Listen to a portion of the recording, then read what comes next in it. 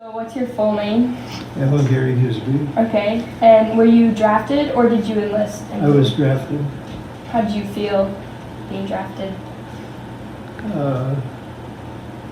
Everyone was being drafted back then. It didn't really mean that much to me. I knew I was going to be drafted, and I'd already graduated from college, so I had no thoughts about that except that everyone I knew either signed up or was drafted. Okay. So what service branch were you in? I was in the Army. So why did you pick that? I didn't pick that, they picked it for me. Oh, you did? Okay. So what was boot camp or training experiences that you had? I went out to Fort Lewis, Washington, but they were, so it was in 1967, we were building up for Vietnam. They were filled up there. So after 11 days, after we got our uniforms and all that stuff, they shipped us Minnesota boys down to Fort Ord, California. So this was in January, and we took our basic training at Fort Ord. We had meningitis problems in the Army, so we were restricted to the company barracks. We didn't really have any visitors or anything, being from Minnesota, so it was kind of a lonely time. So which war did you serve in? I was in Vietnam, 1968, 67 and 68. Do you know where you exactly served, like on the map or a map? Yep. Cameron Bay, which was our company headquarters. Spent about a month there, and then I went up to Clay Coup up in the Central Highlands, and that's where I spent most of my, or basically all my time. So anywhere. Okay, here's Cameron Bay, Okay. where we flew into, and then hopped on a plane and went up to Clay Coup, up in the Central Highlands, close to the border with Cambodia and Laos. Do you remember arriving in Vietnam? And Yeah. What was it like? It was hot. It was smelly. Do you want me to elaborate on that? I'm just kidding. Cameron Bay is a huge sand pile, and you couldn't really build anything with foundations, and that included latrines. So our latrines were raised up off the ground. They put 50-gallon drums sawed in half under the holes in the latrine, and then when they got partially filled up, someone would have to hook them and haul them out, dump diesel fuel in them, and set it on fire. So that's how we got rid of our waste. And you can maybe imagine that smell. Yeah, that would not. That would do that. That's what I remember about entry Vietnam. So what was your job or assignment? I was a military police dog handler. We had German Shepherd dogs for the most part that we protected perimeters of ammo dumps, petroleum yards, different perimeters. I guess that there's helicopters or other stations. So we worked at night, walking a dog, looking for intruders. So did you each have your own special dog? We sure did, yeah. So what was your dog's name? Hans. The sergeant says, when he does that, he said, just jerk him as hard as you can. He does that, just grab that leash and jerk him as hard as you can.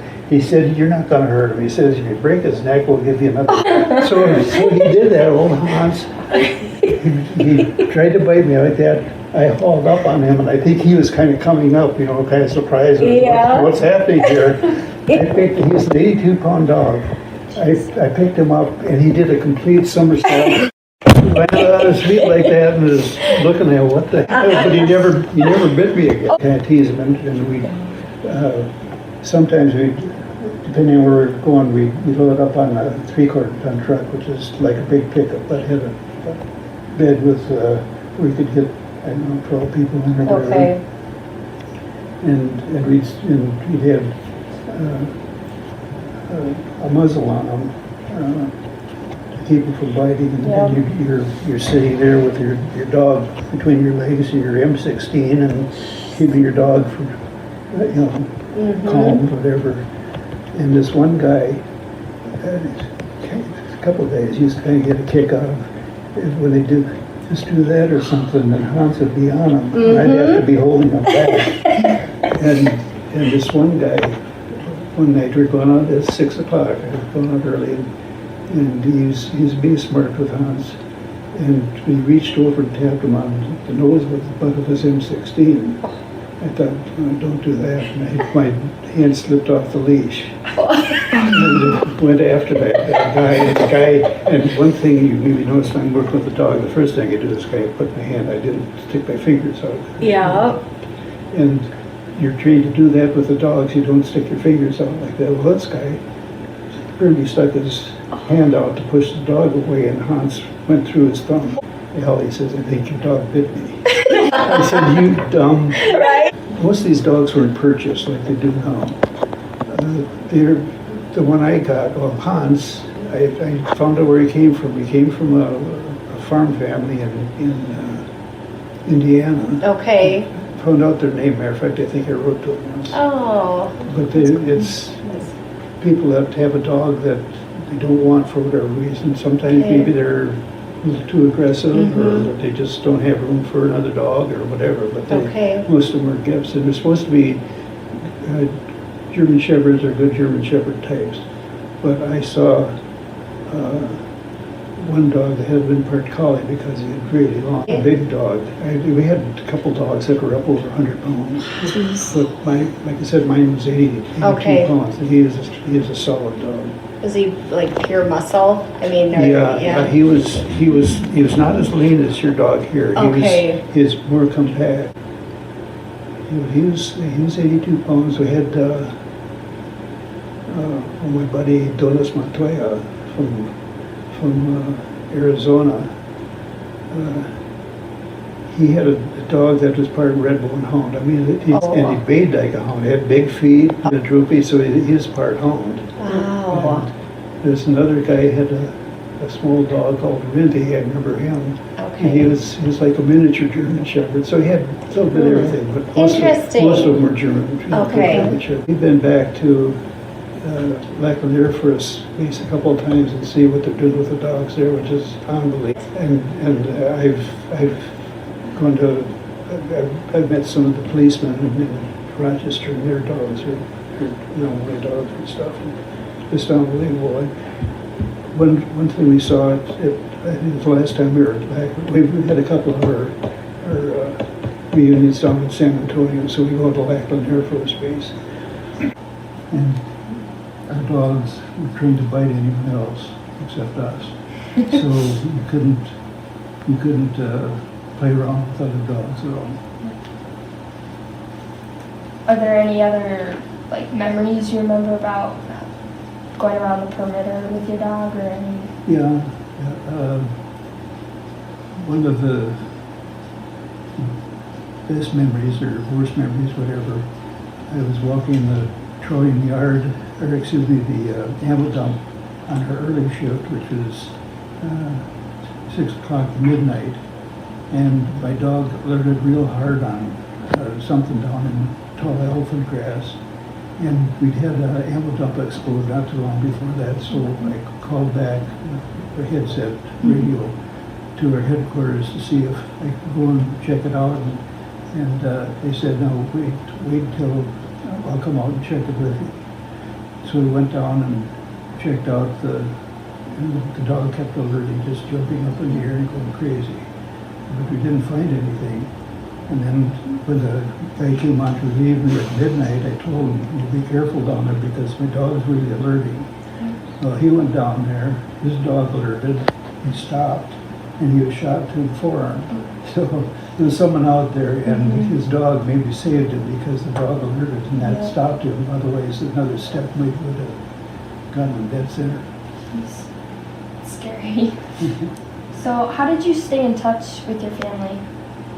Did you, letters? Letters. There was no telephone, there was no not any of the modern things that you have now, so we were pretty isolated. It was basically just letters back and forth.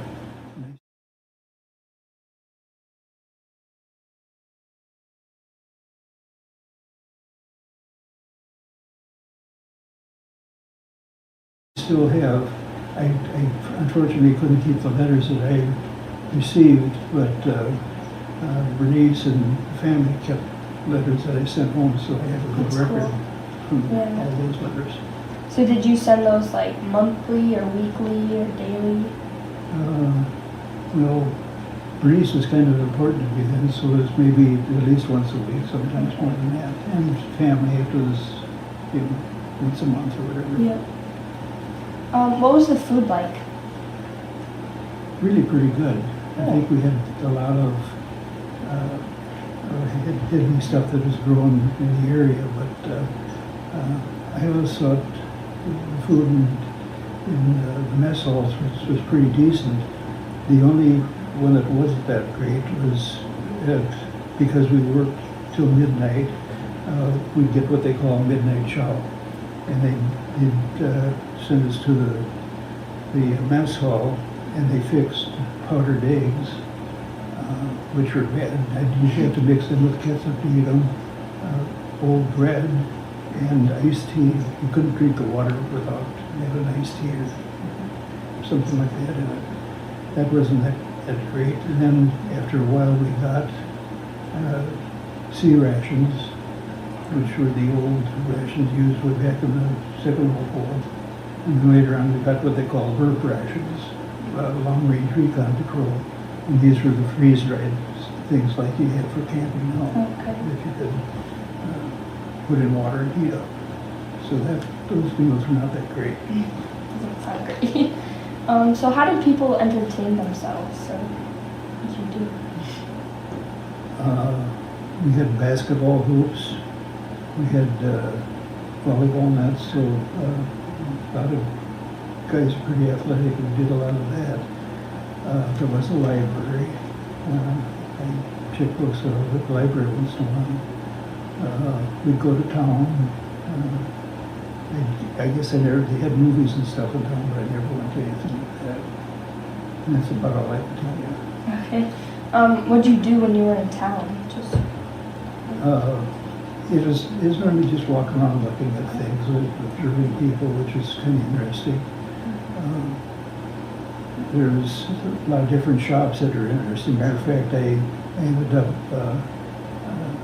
going to a tailor shop and buying, getting measured for suits from Hong Kong. So I have 2 suits in a sports coat made up over there. And I guess basically just observation. I took a lot of pictures. So it's just a matter of getting out of your duty and seeing something different. So what did you do when on leave? What can I tell you? I went on an R&R to Taipei, Taiwan. How was So that? That was good. Where did you travel while in the service? In the States, I traveled between places I was stationed, so it was by train out to Fort Lewis, Washington, flew down to California, bus up to Fort Ord. When I was done with that, I went across country on a plane to Fort Gordon, Georgia for training, and then on to Fort Carson, Colorado, which was headquarters for our company until we left for Vietnam. And then I guess just 1 or 2 trips home, and then of course a long flight to Vietnam. Do you recall any funny or unusual events while you were in the service? Or good memories? Yeah, what can I tell you about? The last one, kind of funny, I thought. On the way home from Vietnam, the flew us from I think it was Pleiku, or excuse me, Cameron Bay, to Japan, and then we'd fly from there. While we were in Japan, we sat on the ground for a long time, and that's irritating when you're flying somewhere, especially when you're on your way home.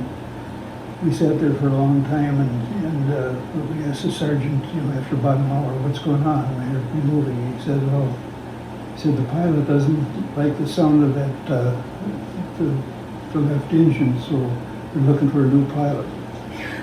Jeez. What did you think of the other soldiers you served with? Mostly pretty good. It's like any cross section of people. There were some that were excellent, others you'd rather not hang around with. But ours was a very small unit in Pleiku. We had maybe 15 dogs, 15 dog handlers, and most of them are pretty decent guys, and some of them we're still in touch with. Nice. Did you guys ever meet up, or do you just stay in touch? The dog handlers get together every couple of years. We have a reunion and have one coming up. Matter of fact, this fall. So I see some friends there, but this reunion is for people that served in the two dog companies in Vietnam from 1965 until 1975. So it's a cross section of people that were there different times, but I do see some of the people that I served with. That's cool.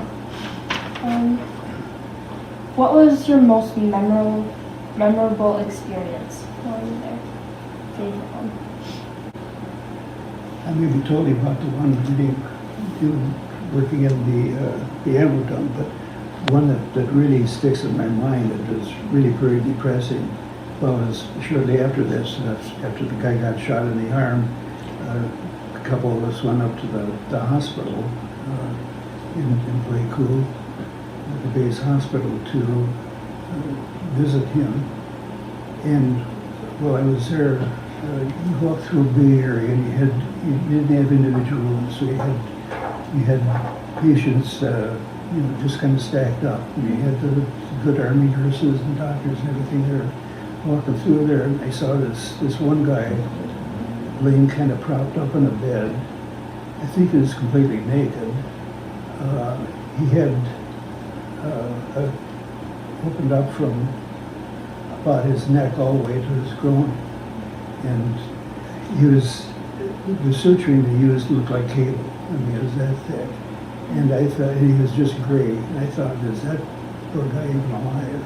And I don't know whatever happened to him, but that's pretty depressing to see someone injured that badly. Yeah. Were there anything else you wanted to share about your experiences? Or stories you have, or jobs you had to do?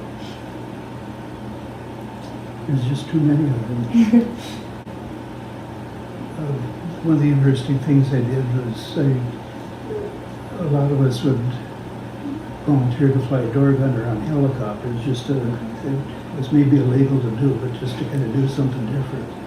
And I did that, I think, just once. And we flew on Chinooks, the big helicopters. And that was interesting because we were door gunners, but you're also hooked up with to be able to talk to the pilot and everything. You're sitting there in an open doorway with your machine gun. The interesting thing is that in basic training, I never got an opportunity to fire that gun because I was on kitchen duty when they went to do that, I guess, and so here I am, here I had my hands on them, and I'm flying supposedly combat missions. But fortunately, nothing happened. But that was interesting to fly like that, and we loaded the troops in and delivered them. But a lot of what you did was what they call sling loads, external loads, where they'd hook onto a tank of water or bunch of pads of ammo or whatever and hook them on, and you wouldn't land, you'd go up to the fire bases and just lower them down enough so they could unhook. So that was an interesting experience. Were you awarded any medals or citations? No. No. Well, just the routine service things. Our lieutenant did put some of us in for an Army Commendation Medal, which is no big thing, and it was the guys that had seen most of the action going on up at Lake Cool, but we never got that. We think the company clerks and those people got those awards. Do you still have anything like your uniform or souvenirs from when you were serving? I still have my uniform, and later on I'll show you some of the things that I brought. We don't know, but I'll show you some of the things. I saved a lot of stuff, and I bought a lot of things over there to send home, artwork and stuff like that. Like I say, I was graduated from college, and I was older than most of the guys. I was, 23, 24 years old.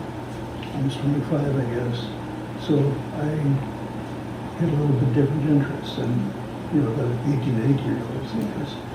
What'd you go to college for? I was thinking about going into teaching English, but it just so happened that I could graduate before I was drafted, just barely, and I ended up getting a BA rather than a BS, so I couldn't teach. But I graduated supposedly in mid-December of 66, and because January 4th I was in the service. Do you recall the day your service ended or when you came home? Yeah, I think it was December 4th of 68. What was it like coming back? It was interesting. I only served 23 months. I had a month to go, and I ended up flying back to the same place I went in, Fort Lewis, Washington. And since I only had a month left, what I was going to do was something come out of Vietnam for a month. They said, go home. So they issued me a nice new uniform, got on the plane, middle of the night. There was hardly anyone on the plane back then. Flew to Minneapolis, St. Paul. I didn't want to wake my folks up that time of night, so I slept on the bench up there and called folks in the morning to come up and get me. So it was like a lot of people talk about coming home and being spit on or harassed by people. Mine is pretty quiet. That's good. What job did you do as a career after the war? Shortly after, I was hired at Mayo Clinic and got into the business office at Mayo Clinic. And one fortunate thing about Vietnam, that they helped me get a job at Mayo Clinic because they were hiring veterans, or they had some preference for veterans. Even same with Berets too. If I'd have been home, I might not have married her. But we rode back and forth all the time. So a couple of good things happened from Vietnam. Yeah. How did your service and military experiences affect your life?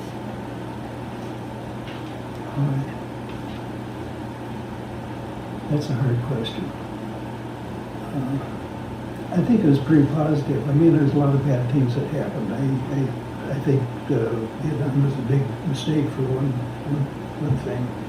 But back then, you kind of did what your country asked you to do. And I guess I was happy to do that. My military experiences, I think, are pretty much positive, and I look back on them as something very positive in spite of some bad things that happened. Do you think it is important for more Americans to hear veterans' stories, and why?